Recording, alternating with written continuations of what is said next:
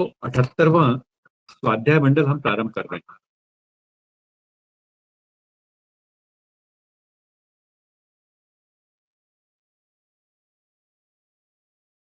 एक 177 स्वाध्याय मंडलों में विभिन्न समय पर हमने विभिन्न विषयों पर विद्वान वक्ताओं को आमंत्रित करके और फिर उसके बाद में हमने उन विषयों को प्रतिपादित करवाया। आप लोगों ने उसमें बहुत अच्छी तरह से पार्टिसिपेट करके और उसके बाद में जब जब संभव हुआ तब तब प्रश्न भी पूछे जिसके उत्तर जो हैं वो विद्वान वक्ताओं ने दिए।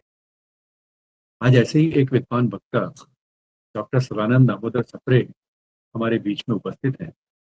इसके पूर्व भी परम पूज्य गुरु जी और उसके बाद में भारत में विज्ञान की परंपरा इस विषय पर उन्होंने अपने बौद्धिक दिए हुए उद्बोधन दिए हुए।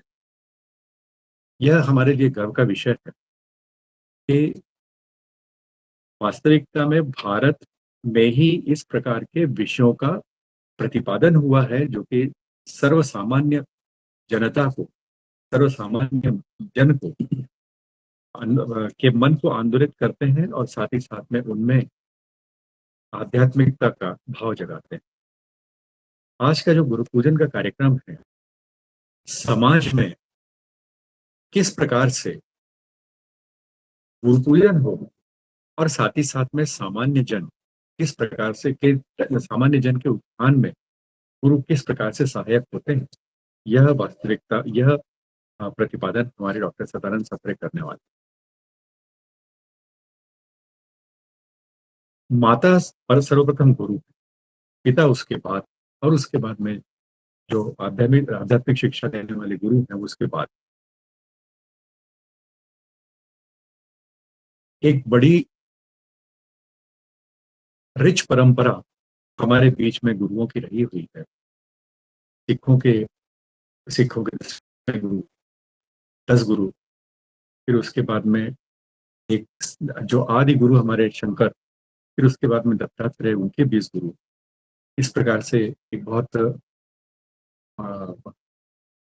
जो परंपरा है, स्वस्थ परंपरा एवं विद्वान परंपरा जो हमारे बीच में चली हुई है। डॉक्टर सदानंद सप्रे ने जबलपुर से इंजीनियरिंग का स्नातक का अध्ययन किया। उसके बाद स्नातकोत्तर उन्होंने एमटेक किया और फिर उसके बाद में उन्होंने इसी विषय में, इसी का जो विषय है उसी में उन्होंने डॉक्टरेट किया हुआ है। विभिन्न पुस्तकें उन्होंने विद्यार्थियों के लिए लिखी हुई। एक अखंड भारत पुस्तक हम सभी के लिए लिखी हुई है जो सामान्य जन है उनके लिए, और इसका एक नया एडिशन भी हमारा आ चुका है। समय समय पर विभिन्न विषयों पर उनके व्याख्यान, उनके बौद्धिक, उनके उद्बोधन उनके होते रहे और साथ ही साथ में वे लेख भी समय समय पर लिखते रहते। पहले मध्य प्रांत के वे प्रांत कार्यवाह रहे, फिर इसके बाद में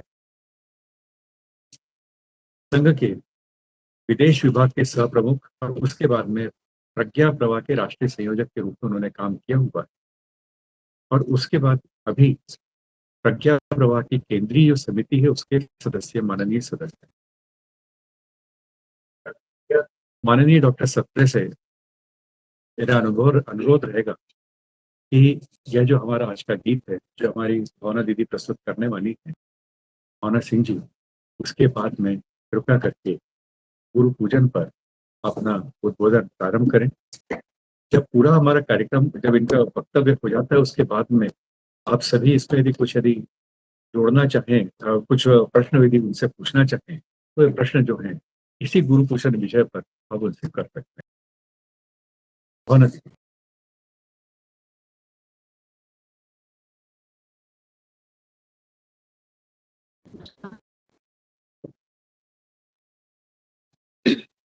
विश्व गुरु तब अर्चना में बैठ अर्पण क्या करे, जब कि तन मन धन तुम्हारे और पूजन क्या करें। गुरु तब अर्चना में भेंट अर्पण क्या करें। प्राची की अरुणिम छटा है, यज्ञ की आभा विवाह है। प्राची की अरुणिम छटा है, यज्ञ की आभा विवाह है। अरुण ज्योतिर्मय ध्वजा है, दीप दर्शन क्या करे। जब कि तन मन धन तुम्हारे, और पूजन क्या करे। विश्व गुरु तब अर्चना में भेंट अर्पण क्या करे। वेद की पावन ऋचा से आज तक जो राग गूंजे। वेद की पावन ऋचा से आज तक जो राग गूंजे। वंदना के उन स्वरों में तुच्छ वंदन क्या करे। जब तन मन धन तुम्हारे, और पूजन क्या करे। गुरु तब अर्चना में भेंट अर्पण क्या करें। राम के अवतार आए, कर्म में जीवन चढ़ाए। राम के अवतार आए, कर्म में जीवन चढ़ाए।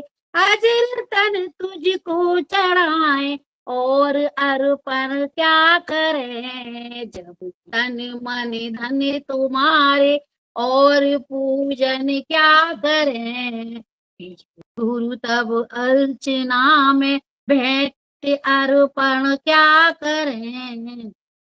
पत्र फल और पुष्प जल से, भावना ले हृदय तल से। पत्र फल और पुष्प जल से, भावना ले हृदय तल से। प्राण के पल पल विपल से, आज आराधन करें। तन मन धन तुम्हारे, और पूजन क्या करें। विश्व गुरु तब अर्चना में भेंट अर्पण क्या करें। जब तन मन धन तुम्हारे, और पूजन क्या करें। और पूजन क्या करें। भारत माता की जय। डॉक्टर सदानंद सप्रे।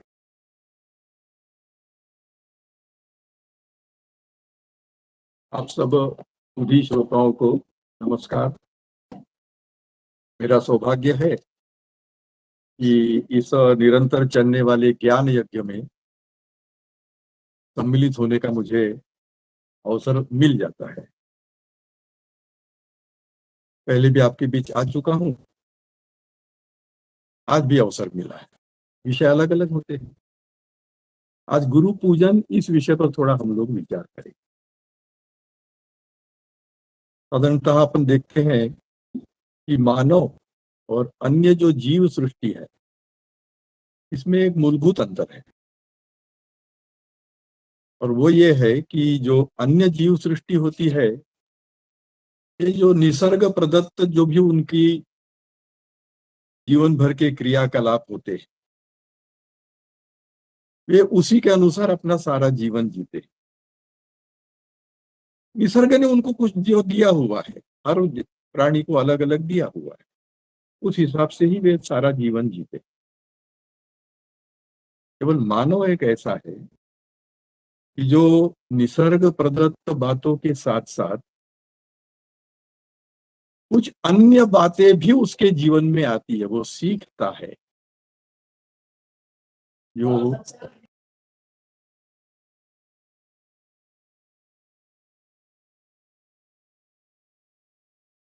जैसे हम सर्कस में देखते हैं कि वो जानवर साधारणतः जो बातें करता है, उसके अलावा भी कुछ विशेष प्रशिक्षण के द्वारा उनको सिखाया जाता है। बड़े कष्ट होते हैं उनको उसमें, लेकिन वो विशेष परिस्थिति में वो कुछ ही जानवर जिनको सिखाया जाता है, वे ही वैसा व्यवहार कर पाते हैं। सर्वसामान्य वह जो प्राणी होता है, वो उसके निसर्ग प्रदत्त जो बातें हैं केवल उतनी ही करता है सारी जिंदगी में। लेकिन मानव सतत कुछ न कुछ सीखता रहता है, और ये जो सीखने की प्रक्रिया होती है, तो कोई न कोई सिखाने वाला होता है, तब व्यक्ति सीखता है। तो हम साधारणतः सिखाने वाला जो है उसको गुरु कहते हैं। हालांकि गुरु का थोड़ा सा गहरा अर्थ है, लेकिन मोटे तौर पे सिखाने वाला गुरु और सीखने वाला शिष्य, इस प्रकार का एक सहज अंतर अपन कर सकते हैं। तो जो गुरु होता है वो सिखाता है, ज्ञान देता है। ज्ञान दोनों प्रकार का रहता है, परा और अपरा। परा विद्या यानी आध्यात्म से संबंधित, हालांकि उसका बहुत गहरा अर्थ है, लेकिन मोटे तौर पर आध्यात्म से संबंधित जो ज्ञान है वो यानी परा, और भौतिक जगत से संबंधित जो ज्ञान है वो यानी अपरा। तो गुरु ये दोनों प्रकार के ज्ञान देता है। वो ये दोनों एक साथ देता है। कभी एक बात के लिए एक गुरु होता है, दूसरी बात के लिए दूसरा गुरु होता है। और खास करके अपरा विद्या में तो एक से अधिक गुरु भी होते हैं। लेकिन कुल मिलाकर के गुरु का काम है, जो शिष्य है उसको कुछ सिखाना। जब हम कुछ सिखाने की बात कह रहे हैं तो अच्छी बात ही सिखाई जाती है गुरु के द्वारा। अब इसमें गुरु की भूमिका महत्व की है, वैसे ही शिष्य की भूमिका भी महत्व की, क्योंकि गुरु सिखाएगा, शिष्य सीखेगा, तब वो प्रक्रिया पूर्ण होगी। गुरु ने सिखाया और शिष्य नहीं सीखा तो अपूर्ण प्रक्रिया है। इसलिए जैसे गुरु का महत्व है, वैसे ही शिष्य का भी महत्व। अब साधारणतः जो गुरु होता है वो ज्ञान देने वाला होता है, कुछ सिखाने वाला होता है, और शिष्य है वो ज्ञान ग्रहण करने वाला होता है, कुछ सीखने वाला। तो अपने भारतीय संस्कृति में एक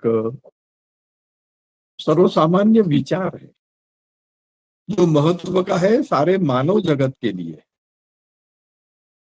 कि कोई हम पर कुछ उपकार करता है, कुछ चीज सिखाता है, वो भी एक प्रकार का उपकार होता है। तो जो कुछ देता है, कुछ हमारे लिए करता है, उसके प्रति कोई कृतज्ञता का भाव रहे, और वो वरिष्ठ हैं उनके प्रति कोई पूज्य भाव रहे, ये शिष्य के मन में होता है और होना चाहिए। जब गुरु के प्रति उस प्रकार का पूज्य भाव मन में है, आदर का भाव मन में है, भक्ति का भाव मन में है, तब वह शिष्य गुरु से अधिक ज्ञान ग्रहण कर सकता है। इसलिए गुरु के प्रति उस प्रकार का भाव मन में होना यह शिष्य के लिए आवश्यक है। उसी प्रकार गुरु के लिए अब जिसको वो सिखा रहा है, यानी जो उसके शिष्य हैं, उन शिष्यों के प्रति प्रेम भाव होना चाहिए, अपनत्व का भाव होना चाहिए। तब गुरु के द्वारा अधिक अच्छे से शिक्षा प्रदान की जाती है। भाई ये मेरा अपना है, उसको मैं सिखा रहा हूं, तो स्वाभाविक रूप से अधिक अच्छे से सिखाया जाता है।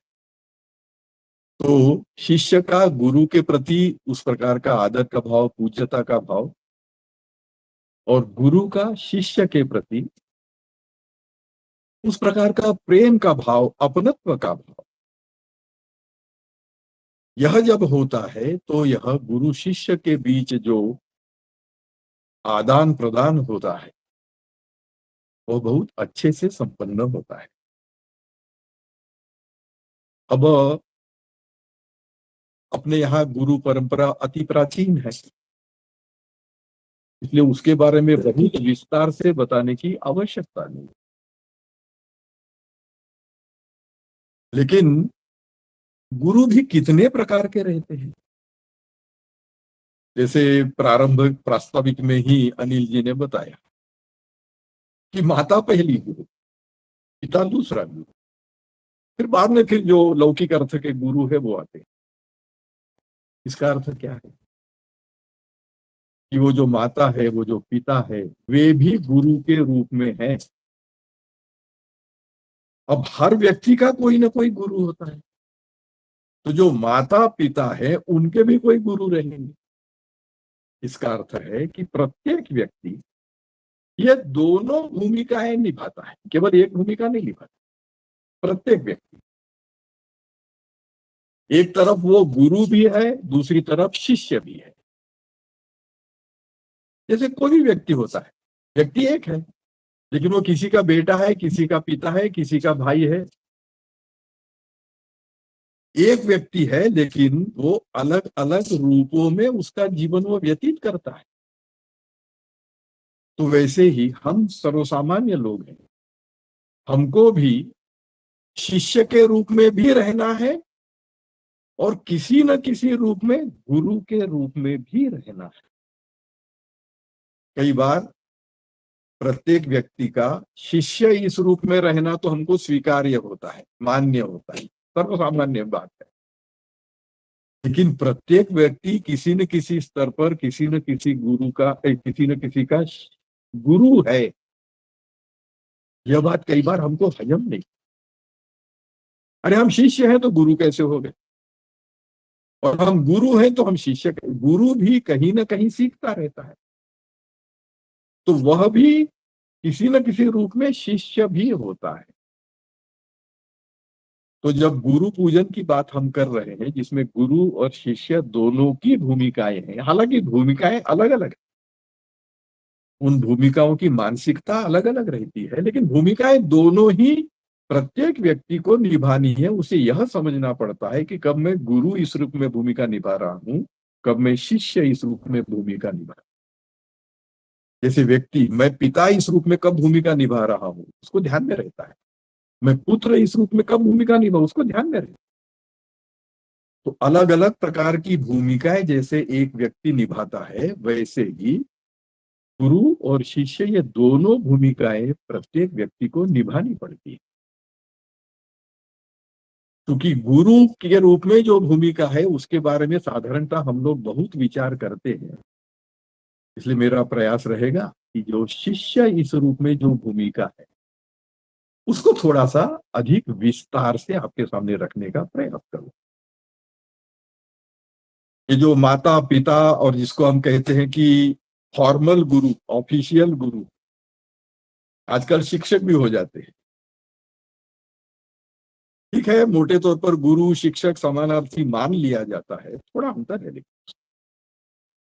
और ऐसा कहा जाता है कि जो शिक्षक है उसने गुरु बनने का प्रयास करते रहना चाहिए, क्योंकि शिक्षक थोड़ा सा अलग अर्थ है, गुरु का थोड़ा अलग अर्थ। शिक्षक अर्थ हम जानते हैं, किसी विशिष्ट विषय का जानकार कि जो अन्य लोगों को उस विषय से संबंधित ज्ञान प्रदान करता है, वो शिक्षक। गुरु का अर्थ थोड़ा सा गहरा है। मोटे तौर पर यदि कहना हो तो गु यानी अंधकार, रू यानी प्रकाश। अंधकार ये अज्ञान का प्रतीक है, प्रकाश यह ज्ञान का प्रतीक। तो गुरु यानी जो अज्ञान से ज्ञान की ओर ले जाता है, अंधकार से प्रकाश की ओर यानी अज्ञान से ज्ञान की, वो गुरु। और ज्ञान दोनों प्रकार का, परा अपरा। तो ये व्यापक अर्थ जो गुरु का है, साधारणतः एक और शब्द का प्रयोग किया जाता है, वो है आचार्य, यानी जो आचरण से सिखाता है। कुछ तो बोल करके लिख करके सिखाया जाता है और कुछ आचरण से सिखाया जाता है। ये आचरण से सिखाना, ये थोड़ा सा समझने की बात। तो सिखाने वाले को भी आचरण पर ध्यान देना होता है, केवल ज्ञान प्रदान कर रहे हैं यहां तक सीमित नहीं रहना होता है। और वैसे ही जो शिष्य है उसने गुरु के आचरण से उनके बिना कुछ कहे बोले लिखे, जब वो कुछ सीखता है आचरण से सीख। कई बार ये बात समझ में नहीं आती, आचरण से सीखना या नहीं। मैं एक दो व्यावहारिक उदाहरण बताता हूं। अब मैं थोड़े सामाजिक कार्यों से जुड़ा रहता हूं, तो उसके जो वरिष्ठ लोग हैं वे आते हैं, उनके साथ थोड़ा सा घूमना पड़ता है, शहर में भी घूमना पड़ता है, अन्य जगह भी जाना पड़ता है। बड़े होते हैं, एक प्रकार से वो एक गुरु है। अब उनके साथ जैसे मान लीजिए मैं वाहन चालक के रूप में बैठ, और वो जो है वे मेरे बगल में बैठे हैं, जो गुरु स्थान पर हैं उनके स्तर के हिसाब से, और मैं शिष्य के स्थान पर हूं मेरे स्तर के ही, वाहन चला रहा। अब वह गुरु सीट पर बैठते ही जो सीट बेल्ट होता है वो लगा लेता, और मैं जो वाहन चलाने वाला हूं, मेरी आदत में जब पुलिस देखेगा पकड़ेगा तब मैं, पुलिस दिखेगा तो थोड़ा समय लगा लूंगा, और पुलिस चला जाएगा तो मैं छोड़ दूंगा। और साधारणतः इस प्रकार के पुलिस की व्यवस्था जरा कुछ ही शहरों में रहती है, बाकी शहरों में नहीं होती। तो भी मेरी आदत है कि सीट बेल्ट नहीं लगा, नियम है लेकिन मेरी आदत। ऐसा मैं हूं, और मेरे बगल में जो बैठे हैं वरिष्ठ हैं, गुरु समान है। अब मैंने देखा कि वे बैठते ही सीट बेल्ट लगा रहे हैं, पुलिस नहीं है फिर भी लगा रहे हैं। अब मैं दो प्रकार की, इस पर मेरी प्रतिक्रिया हो सकती, दोनों प्रकार की प्रतिक्रियाएं दिखती हैं। क्या होनी चाहिए मुझे बताने की आवश्यकता नहीं। एक प्रतिक्रिया होती है उन्होंने बेल्ट लगाया, ठीक है, मैं वैसे ही चला रहा हूं क्योंकि पुलिस नहीं है। मैं ये भी कर सकता हूं, मैं ये भी कर सकता हूं, मेरी आदत में तो नहीं है, लेकिन वे गुरु के स्थान पर है, वरिष्ठ है, उन्होंने सीट बेल्ट लगाया है, नियम का पालन किया है, तो मैंने भी नियम का पालन करना चाहिए, ये मैं समझ सकता हूं। यदि मुझ में वो समझ है तो उनके सीट बेल्ट लगाने के बाद मैं भी सीट बेल्ट लगा लेता हूं, और आगे भी सीट बेल्ट लगाना मेरा चालू हो जाता है। तो एक है जो देखने के बाद भी, यानी उनका व्यवहार तो वही है, सीट बेल्ट लगाना, लेकिन एक शिष्य उसमें से कुछ ग्रहण कर रहा है और एक शिष्य उसमें से कुछ भी ग्रहण नहीं कर रहा है। तो शिष्य कैसा होना चाहिए? ऐसे जो गुरु के स्थान के लोग हैं, वरिष्ठ लोग हैं, उनके आचरण में जो अच्छी बातें दिखती हैं, वे कहेंगे नहीं कि तुम भी ऐसा करो, फिर भी मैंने उनके आचरण से कुछ सीखना चाहिए। तो आचरण से सिखाता है वो आचार्य, और उसको अपने जीवन में उतारता है वो सही अर्थ में शिष्य। ऐसे हम अनेक उदाहरण देख सकते। मुझे एक उदाहरण स्मरण आता है आचरण से संबंधित। हम लोगों ने रामकृष्ण परमहंस देव जी के जीवन के बारे में अवश्य पढ़ा होगा। स्वामी विवेकानंद जी के गुरु थे। अब इनकी बड़ी मान्यता थी, जो उनके शिष्य भक्त लोग हुआ करते थे वे उनको बहुत मानते थे। तो ऐसी एक महिला उसको बहुत मानने वाली थी, दर्शन के लिए आती है, उनके साथ में एक छोटा बालक है।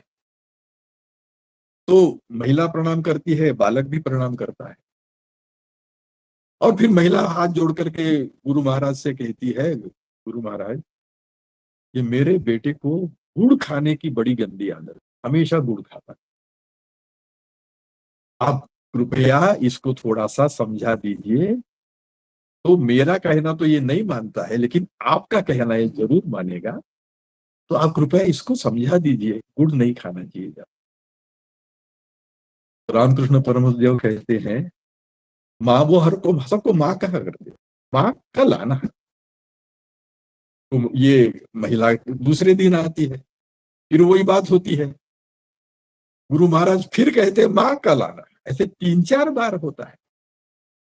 ऐसे 3-4 बार होने के बाद फिर एक दिन जब ये आती है और कहती है तो ये उनको माथे पर हाथ घुमाते हुए, बेटा ज्यादा गुड़ नहीं खाना चाहिए। अब ये महिला गुरु महाराज से पूछती है, महाराज ये आप पहले दिन भी बोल सकते थे, एक ही वाक्य तो बोलना था। बोले ऐसा है, मेरे खुद को भी गुड़ खाने की बहुत आदत है। जब मैं खुद गुड़ खा रहा हूं तो मैं इसको कैसे कह सकता हूं कि बेटा गुड़ नहीं खाना चाहिए। तो मुझे मेरे अधिक गुड़ खाने की आदत छोड़ने में 3-4 दिन लग गए। जब मेरी वो गुड़ अधिक खाने की आदत छूट गई, तब मैंने इसको वो बात कही कि बेटा गुड़ नहीं। ये होता है आचरण से सिखाना। जो सिखा रहे हैं वो आचरण में है कि नहीं, तो गुरु को ये ध्यान रखना पड़ेगा। अब देखिए, माता पिता गुरु है, बल्कि छोटे बच्चे के लिए घर के हर बड़े व्यक्ति जो है वो एक प्रकार से गुरु है। बड़ा भाई होगा, बड़ी बहन होगी, चाचा होगा, मामी होगी, जो भी हो, विशेष रूप से माता पिता।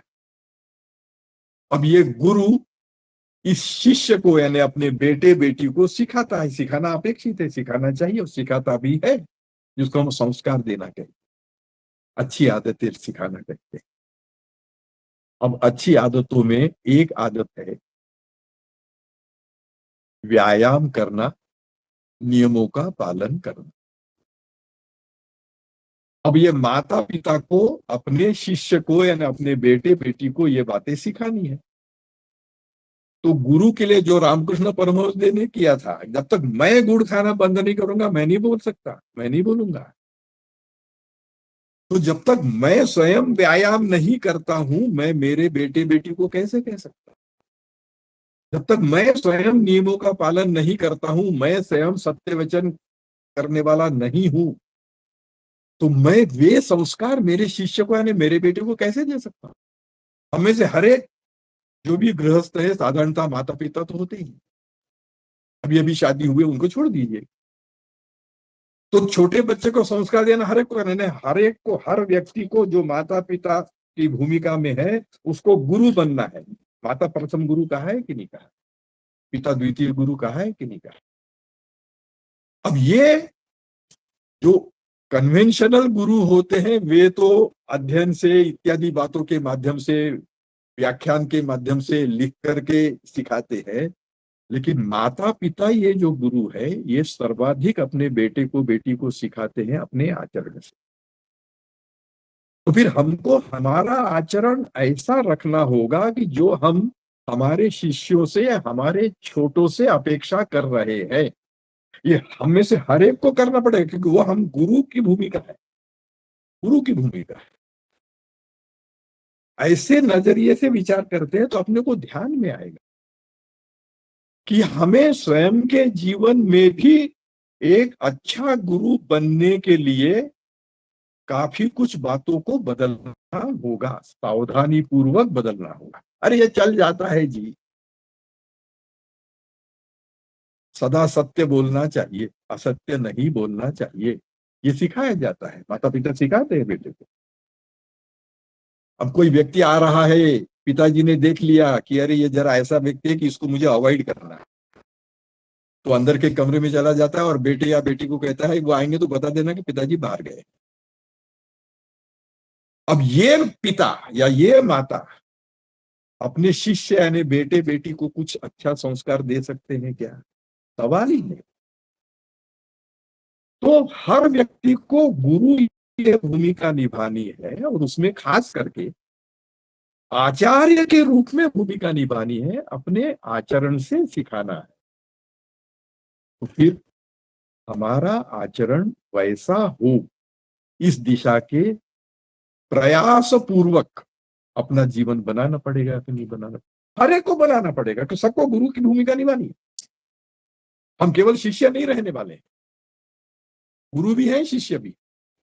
शिष्य के रूप में क्या करना वो तो बताया हुआ, हम जानते भी हैं, अपना प्रयास भी रहता है, इसलिए मैं उसके विस्तार में नहीं जा रहा।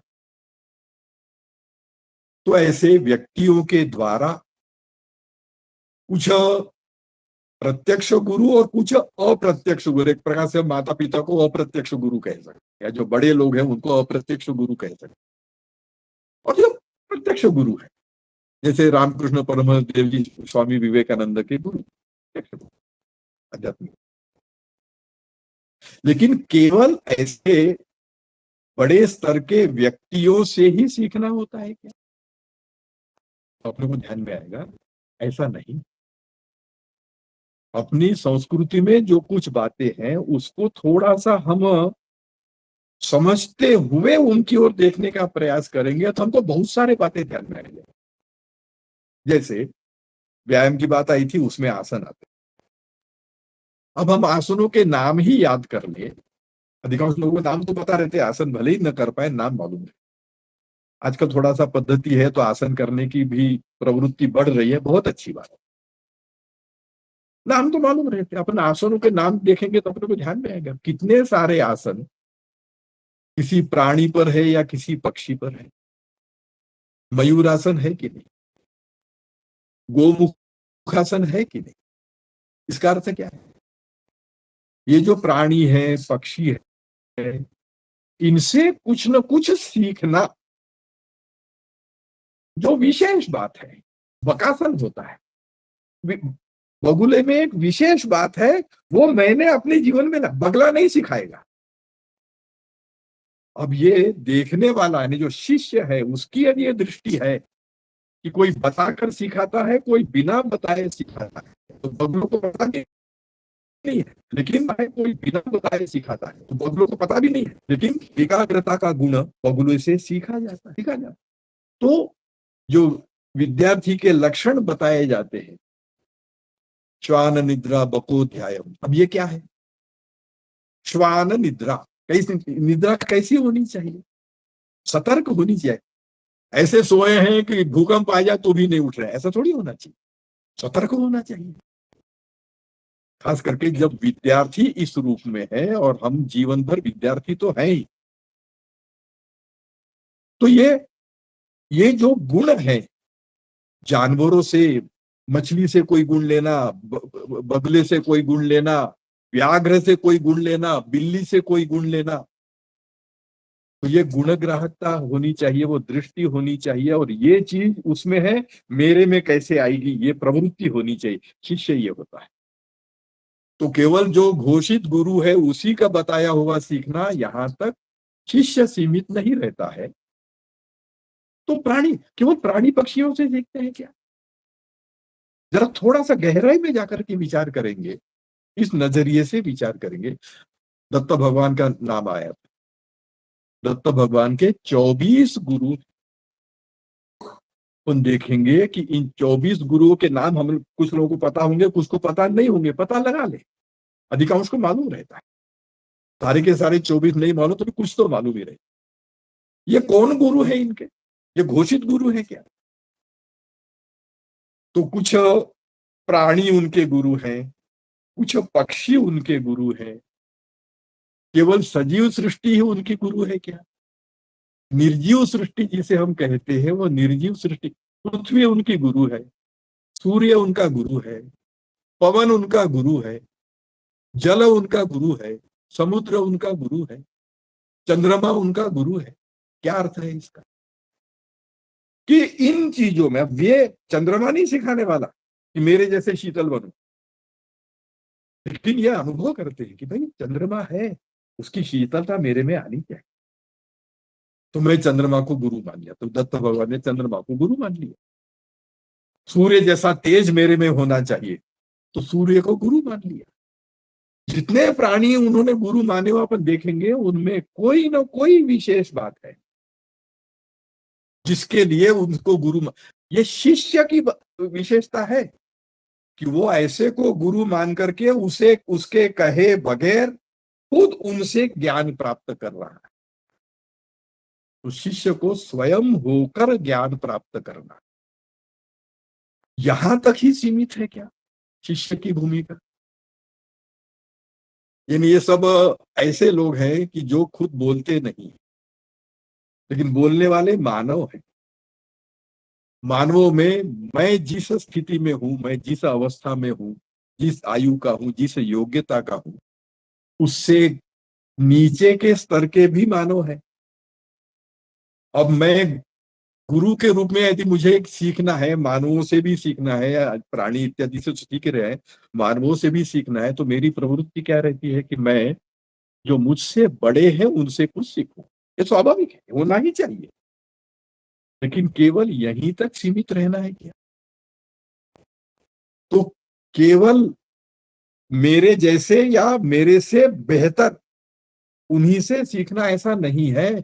जो मेरे से छोटे हैं और किसी न किसी रूप में मेरे से थोड़े से नीचे के स्तर के हैं, उनसे भी कुछ सीखने लायक है क्या? तो दत्त भगवान ने जो गुरु बनाए हैं उसमें बालक बालिका को भी गुरु बनाया हुआ है कि नहीं? कि क्यूरियोसिटी का गुण बालक से लेना चाहिए। मैं बड़ा हूं लेकिन बालक से मैं सीखना है। क्यों? उसमें वो क्यूरियोसिटी का कितना बड़ा गुण है, ये मुझ में होना चाहिए। यहां तक कि जो समाज के पतित लोग हैं उनमें से भी उन्होंने एक गुरु माना हुआ है। मुझे बताने की आवश्यकता नहीं, एक वेश्या की कथा है और उस वेश्या को भी उन्होंने गुरु के स्थान पे रखा हुआ। यानी बुरे लोग भी हैं, उनमें भी कोई अच्छाई है क्या जो मैं अपने जीवन में ला सकता हूं, ला सकती हूं? तो मेरे से छोटे हों, मेरे से नीचे के स्तर के हों, उनसे भी मैं कुछ सीख सकता हूं कि नहीं सीख सकता हूं? ये दृष्टि शिष्य की होनी चाहिए, यानी शिष्य प्रवृत्ति की ये दृष्टि होनी चाहिए। ऐसे चूंकि सामाजिक कार्य में लगा रहता हूं तो देखे हुए एक दो उदाहरण वो थोड़ा सा मैं आपको बताने का प्रयास करूं। जो मैंने अपने से छोटे के बारे में बताया, मैं संघ से जुड़ा हुआ वो भी परिचय में आ गया था। तो संघ में प्रशिक्षण वर्ग होते, तो एक प्रशिक्षण वर्ग में संघ में प्रचारक होते हैं कि जो अपना सारा जीवन राष्ट्र कार्य के लिए संघ के माध्यम से समर्पित कर देते हैं, सारा जीवन समर्पित कर देते हैं। बहुत बड़ी, वो लोग तो त्याग नहीं बोलते हैं, वो कहते हैं तो मेरा स्वाभाविक कर्तव्य है, लेकिन आम जनता की नजर में बहुत बड़ा त्याग है। तो ऐसा एक प्रचारक शिक्षक था उस वर्ग में, और विषय ऐसा चला कि अपने से छोटे से क्या सीखना। वो अनुभव, बड़े से तो खूब सीखते हैं हम लोग, जानबूझ करके वो विषय रखा गया था। संघ की विशेषता है ऐसी छोटी छोटी बातों की ओर बहुत बारीकी से ध्यान देते, तभी व्यक्ति निर्माण होता है। कि बड़े लोगों से तो सब सीखते ही हैं, छोटे से भी सीखने लायक रहता है ना भैया। तो सब लोग अपने अपने अनुभव बताए कि मैंने मेरे से छोटे से क्या सीखा। तो मुझे याद है मैं उस चर्चा गट में था, ये जो प्रचारक है, जो जिसने बहुत त्याग किया हुआ है, बहुत योग्यता रखने वाला है, वो एक प्राथमिक वर्ग संचालन का प्रमुख था, योजना बनाने का। तो कार्यकर्ता 10-15 कार्यकर्ताओं की बैठक होती है, उसमें कार्य विभाजन होता है कि आप भोजन विभाग संभालेंगे, आप ये संभालेंगे, आप वो संभालेंगे, आप सुरक्षा, ऐसे कार्य विभाजन करना पड़ता है। जब कैंप लगता है करना ही पड़ता है। तो ये कार्य विभाजन हो रहा था, सबको काम दिया गया। एक कोई 12-13 वर्ष का थोड़ा कम बुद्धि वाला स्वयंसेवक बैठा हुआ था। जो उसी प्रचारक के बताई हुई बात में बता रहा हूं, विस्तार से इसलिए बता रहा हूं कि हमको ध्यान में आए हम क्या क्या करना चाहिए गुरु शिष्य इस परंपरा को सही अर्थ में चलाते रहने के लिए। गुरु भी बनना है, शिष्य भी बनना है, तो शिष्य में या जो गुरु के स्थान पर है उसमें भी क्या भाव होना चाहिए।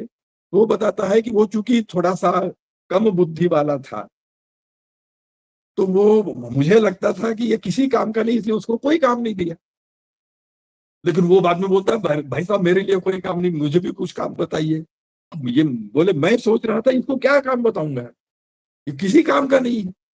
फिर वो इतना जिद कर रहा है तो उसको एक छोटा सा काम बता दिया है, बिल्कुल कोई एक कमरा है उसके तुम थोड़ा सफाई का ध्यान रख लिया करो। 2-3 कमरे थे, इन कमरों की सफाई तुम देखते रहा। तो ये ऐसा काम है, किया तो ठीक है, नहीं किया थे अनुभव भी है, वो हो ही जाता है, कुछ बिगड़ेगा नहीं वर्ग का। ऐसा दायित्व उसको दिया। और फिर प्रचारक बोलता है वो वर्ग समाप्त हो गया और पूरे वर्ग में मैंने इस 12-13 वर्ष के कम बुद्धि वाले बालक को देखता रहा और मैंने देखा कि वो जिस श्रद्धा भाव से झाड़ू लगाने का काम कर रहा है, अपने अच्छे अच्छे कार्यकर्ता उस श्रद्धा भाव से अपना काम नहीं कर रहे हैं। प्रचारक बोलता है कि मैं खुद भी देखता हूं अपनी ओर, तो मुझे ध्यान में आता है कि मैं जो काम कर रहा हूं वो उस श्रद्धा भाव से नहीं कर रहा।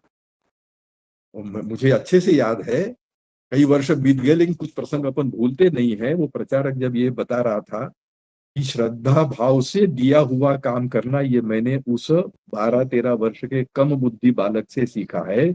और ये बताते समय उस प्रचारक की आंखें गीली हो गई थी, उसके आंखों के सामने वो दृश्य आ गया। तो अपने से छोटे हैं, तथाकथित रूप से अपने से पतित हैं, ऐसे लोगों को भी देखना और उनमें से कुछ सीखने लायक है क्या, वह सीखना। जब ये प्रक्रिया चलती है समाज में, थोड़ा सा गुरु शिष्य परंपरा और गुरु के कर्तव्य, शिष्य के कर्तव्य, आजकल स्टूडेंट तो रहते हैं, शिष्य नहीं होता है, टीचर तो होते हैं, गुरु नहीं होता है, आचार्य नहीं होता है। तो थोड़ा सा चूंकि हमको दोनों भूमिकाएं निभानी है, तो हम लोग ये दोनों प्रकार की भूमिकाओं में जो किया जाना चाहिए वह करने का मैं प्रामाणिकता से प्रयास करूंगा, करूंगी। ये यदि सोचा, मैं प्रामाणिकता से प्रयास करूंगी, ये यदि सोचते हैं, तो आज की तारीख में भी बहुत बड़ी मात्रा में परिवर्तन हो सकता है, होता हुआ दिखता है। आज जहां जहां अच्छा परिवर्तन होता हुआ दिख रहा है, उसके पीछे हम बारीकी से देखेंगे तो हमको ध्यान में आएगा कि वे ही लोग हैं कि जो अपने जीवन में गुरु और शिष्य इन दोनों भूमिकाओं को सही ढंग से निभाने का सतत प्रयास कर रहे हैं। तो ऐसे इस प्रकार के लोगों की संख्या बढ़ेगी। जब ऐसे अच्छे लोगों की संख्या समाज में बढ़ती जाती है, तो जो व्यक्ति के गुण होते हैं वैसे ही समाज के गुण बनते हैं। तो कभी कहा जाता है ये व्यक्ति बड़ा अनुशासित है, कभी कहा जाता है ये व्यक्ति बड़ा अनुशासनहीन है। व्यक्ति के लिए कहा जाता है। आपने सुना होगा कि शहर के लिए भी कहा जाता है कि अमुक एक शहर है, वो उस शहर की आदत अनुशासन पालन है। अमुक एक शहर है, उस शहर की आदत अनुशासनहीनता है। कहा जाता है कि नहीं कहा जाता है? इसका अर्थ क्या है? उस शहर में रहने वाले जब बड़ी संख्या में लोग वैसे हैं, अच्छी दिशा वाले हैं तो अनुशासन के अंतर्गत माना जाएगा, खराब दिशा वाले हैं तो अनुशासनहीन के अंतर्गत उस शहर को माना जाएगा। जैसे शहर का होता है ऐसे देश का,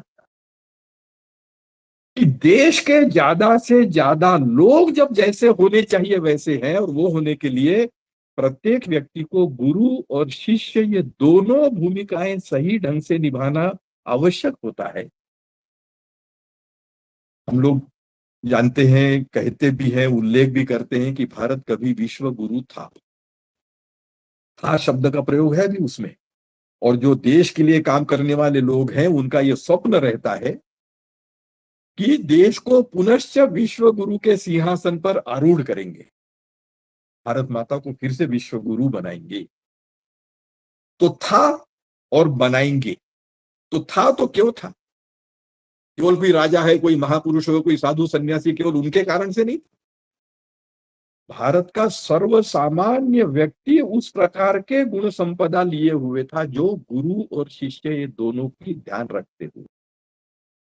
जब बड़ी संख्या में भारत के लोग ऐसे थे, दुनिया भर में ऐसे लोग पहुंचे, ऐसे गुणवान लोग पहुंचे, उनके कारण से भारत को विश्व गुरु कहा गया। भारत ने थोपा नहीं कि मुझे विश्व गुरु कहो, अपने आप विश्व गुरु कहा गया। आज भी कहते हैं। जैसे मेरे परिचय में बताया था कि विदेशों में भी जाना थोड़ा बहुत कार्य की दृष्टि से होता रहता, तो मैंने अनुभव किए हुए। एक छोटा सा अनुभव मैं बता देता हूं। न्यूजीलैंड में जाना हुआ था, वहां एक प्रशिक्षण, जैसे प्रशिक्षण वर्ग बताया ना, वहां भी एक प्रशिक्षण वर्ग, उसके लिए जाना हुआ था। बाद में 10-12 दिन और वहां पर रुकना था प्रवास के रूप में। वहां पर एक माउरी नाम की जनजाति है। इन माउरियों के जो भी रीति रिवाज है बहुत कुछ हिंदू समाज से मिलते जुलते, मेरी जानकारी में था। तो मेरी जानकारी में था कि जिस नगर में मैं गया हूं, जहां वो प्रशिक्षण वर्ग लगा हुआ है, वहां पर एक माउरियों का बड़ा प्रसिद्ध देवस्थान है। ये क्रिश्चियन नहीं है, माउरी है, प्री क्राइस्ट रिलीजन है। आउटवर्डली क्रिश्चियन रिलीजन वाइज हो सकते हैं, लेकिन उन्होंने अपनी मावरी आइडेंटिटी बनाई हुई है। चर्च में भी जाते हैं, मावरी आइडेंटिटी बनाई हुई है, तो मावरियों का वो जो देवस्थान है वहां भी जाते हैं। तो वहां पर वो उनका बड़ा भारी, जैसे अपना काशी विश्वनाथ मंदिर है, बहुत बड़ा नाम है। अयोध्या का बहुत बड़ा नाम है, हर हिंदू चाहता है वहां जाएंगे। मैं वहां गया, मुझे जानकारी मिली कि मावरियों का ऐसा ऐसा है, तो मैंने कहा मैं भी जाना चाहूंगा।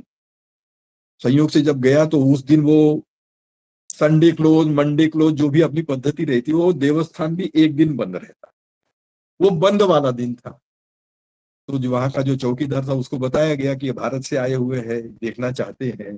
बोले आज तो बंद है। बोले ठीक है, तुम्हारे जो सेक्रेटरी होंगे, प्रेसिडेंट होंगे, उनको फोन लगा करके पूछा कि वो खुद भागा भागा चला है।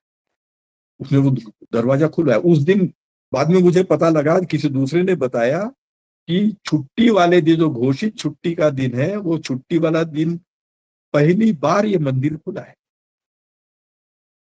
मेरे जैसे व्यक्ति के लिए। मुझे नहीं जानता था, सदानंद सप्रे को थोड़ी जानते थे। वो जानते थे कि हिंदू है, भारत से आया है। वो बाद में उसने बताया, जैसा अपना एक गर्भगृह होता है ना, तो गर्भगृह जैसा एक स्थान होता है कि जहां अन्य मतावलंबियों को प्रवेश नहीं होता। कोई मुसलमान आएगा, ईसाई आएगा, बाकी चीजें तो देख सकता है, वहां नहीं जा सकता, केवल मावरी ही जा सकता है। ऐसा वो गर्भगृह टाइप का था, नाम कुछ और रहा हो। वो मुझे उसके अंदर तक ले गए, और मेरे साथ जो 3-4 लोग सबको ले गए। और फिर वो खुद ही बताते, बोले यहाँ हम नॉन मावरी को प्रवेश वर्जित है। फिर हमको कैसे आने दिया, हम तो मावरी नहीं है। अरे आप मावरी क्या, आप तो, हम मावरियों के बड़े भाई हैं। बड़े भाई यानी गुरु के समान, यानी दुनिया भर में भारत के लोगों के प्रति, हिंदुओं के प्रति क्या भाव है, बड़े भाई है, यानी जिसको हम गुरु कहें। तो ये भारत ऐसा रहा है, और केवल साधु सन्यासी, राजा रजवाड़ा इनके भरोसे नहीं हुए, तो थे ही अच्छे, लेकिन सर्व सामान्य लोग जो दुनिया भर में गए थे वे वैसे थे। आज अन्य अन्य कारणों से 1000 वर्षों का जो हमारा पराधीनता का काल रहा है, वह स्थिति बदल गई है। अब हम स्वाधीन हो गए हैं, तो वह स्थिति आनी चाहिए कि यह स्वप्न लेकर के आज कितने लोग काम कर रहे हैं। तो जब बड़ी संख्या में लोग वैसे बनेंगे, और वैसा बनने के लिए गुरु शिष्य ये दोनों भूमिकाएं समझते हुए अपने जीवन में उतारते हुए जितने ज्यादा लोग होंगे, तो एक विशिष्ट संख्या जब हो जाती है, जैसे शहर का, जिसको हम अनुशासित शहर बोलते हैं, उसका प्रत्येक व्यक्ति अनुशासित नहीं होता है, लेकिन एक खास संख्या है कि 50% होगी, 60% होगी, 40%, जो भी होगा, ये समाज विज्ञान के लोग जानते हैं इन बातों। उतने प्रतिशत लोग यदि वैसे हो जाते हैं, तो वो उस शहर का गुण माना जाता है। भारत को पुनः विश्व गुरु बनाना है, ये हम सबका स्वप्न है।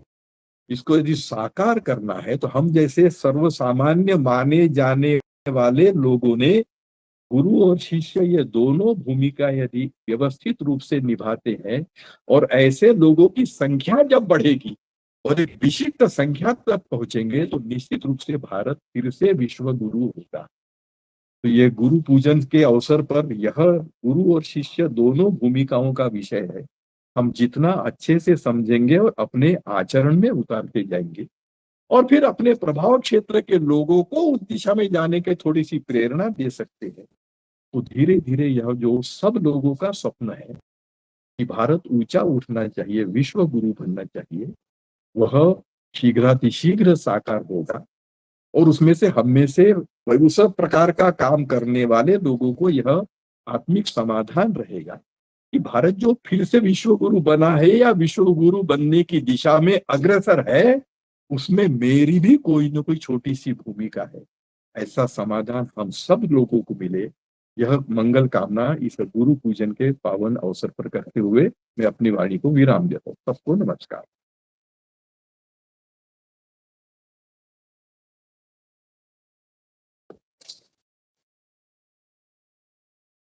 बहुत बहुत धन्यवाद, बहुत बहुत धन्यवाद डॉक्टर सदानंद सप्रे। आपका उद्बोधन निश्चित रूप से हम सभी को बहुत कुछ सिखा गया। आज यदि मैं कहूं तो सर्व सामान्य जन के लिए पुलिस सबसे बड़ी गुरु। हम लोग जो गाड़ी चलाने वाले हैं, कार चलाने वाले, स्कूटर चलाने वाले, मोटरसाइकिल चलाने वाले, वे स्वयं होकर के यह सीखते नहीं हैं। उनको पुलिस सिखाती है कि किस प्रकार से सीधे हों, किस प्रकार से हम यातायात नियमों का पालन करें। आपकी बात बिल्कुल सही है कि गुरु तो गुरु होता है, लेकिन मनुष्य को शिष्य पहले बनना पड़ता है। गुरु जो सिखाए उसको ग्रहण करने के लिए जब तक आप शिष्य नहीं बनेंगे तब तक कैसे काम चलेगा। यातायात नियमों में तो हम देखते हैं बाईं तरफ चलना है, हम जानबूझ करके दाहिनी तरफ चलते हैं, रॉन्ग साइड में घुसते हैं। खैर, ये तो एक बात हुई, लेकिन समाज जीवन में और व्यक्तिगत जीवन में गुरु का महत्व रोज प्रत्येक व्यक्ति जो सामने आता है, प्रत्येक हमें कुछ ना कुछ सिखा जाता है। इसलिए हमें अपने ज्ञान चक्षु जो इनकी पूरी बात का सार है, यदि मैं आप इस प्रकार से रखूं, यदि हम अपने ज्ञान चक्षु यदि खुले रखें, ओपन रखें, यदि हम सामने क्या दिख रहा है वर्तमान में जिए, वर्तमान में जी करके सामने क्या चल रहा है हम उसका ध्यान रखें, और उस प्रत्येक जो चल रहा है, जो घटनाक्रम चल रहा है, उससे कुछ सीखने का यदि प्रयत्न करें तो वास्तविकता में अपने आप में ये बहुत बड़ी बात होगी। और ये भारत को पुनः विश्व गुरु के स्थान पे स्थापित करने के लिए हमें किस प्रकार से अपना आचार व्यवहार किस प्रकार से बदलना चाहिए, उस घटनाक्रम से हम सीख सकते। आपको बहुत बहुत धन्यवाद। और ये हमारा 178वां स्वाध्याय मंडल था। हमारे जो स्वाध्याय मंडल, अन्य स्वाध्याय मंडल जो हैं, वो ग्रंथ बीजेपी फॉर एमपी नामक जो हमारा यूट्यूब चैनल है उसके ऊपर आप देख सकते हैं। कहीं पर कोई भी स्पेस नहीं है। GRANTH ग्रंथ बीजेपी फॉर 1 2 3 4 का 4 MP, ग्रंथ बीजेपी 4 MP। ये इसको यदि मान लीजिए आप देखें तो उसमें इसी प्रकार के, यदि मैं गलत नहीं हूं तो ऐसे विद्वानों के जो संबोधन है, आपको जो संबोधन है, ऐसे विद्वानों के जो उद्बोधन है, जो आपको संबोधित किए हुए किए जाते हैं, उनसे ही हम सभी का प्रबोधन होता है। कुछ गलत तो नहीं? यदि प्रबोधन यदि मान लीजिए सही हो रहा है तो निश्चित रूप से हमारा मानसिक स्तर बढ़ेगा, और यही हमारे जो विद्वान हैं उनका यही कहना। आप मेरे साथ में जो मेरे हमारे विभाग के कार्यकर्ता हैं, हमारे नीरव जी हैं, हमारे आशीष जी हैं, और साथ ही साथ में जो भी कार्यकर्ता हमारे हैं, नीरव जी आशीष जी का विशेष रूप से इसलिए क्योंकि इस टेक्निकल युग में पूरा काम वो अपना आशीष जी का विशेष रूप से इसलिए क्योंकि इस टेक्निकल युग में काम वो अपना करें, और उनके कारण ही ये आप तक पहुंचता है। तो सभी को बहुत बहुत धन्यवाद। जो यहाँ पर कार्यकर्ता आए उन सभी कार्यकर्ताओं का आभार, जो कार्यकर्ता ऑनलाइन है उन सभी कार्यकर्ताओं का आभार, जो सामान्य जन यहाँ पर उपस्थित है उन सभी का आभार, बहुत बहुत धन्यवाद। यह कार्यक्रम यही संपन्न करते हैं। अंत में कल्याण मंत्र के साथ में हम अपना कार्यक्रम समाप्त करेंगे। कृपा करके सभी सीधे पीठ सीधी करके बैठ जाएं। आधा श्लोक में बोलूंगा, उसके बाद में आप सभी उसके आगे बढ़े। ओम सर्वे भवन्तु सुखिनः, सर्वे भवन्तु सुखिनः, सर्वे सन्तु निरामयाः, सर्वे भद्राणि पश्यन्तु, मा कश्चित् दुःखभाग् भवेत्।